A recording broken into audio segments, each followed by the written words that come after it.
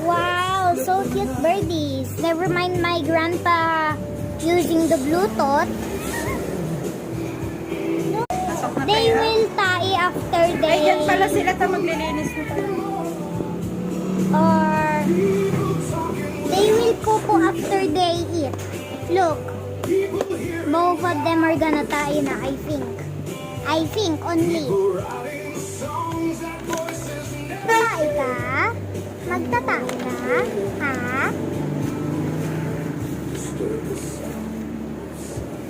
Oo. Oh, dito, pasok dito. They don't know how to fly yet, you bababis.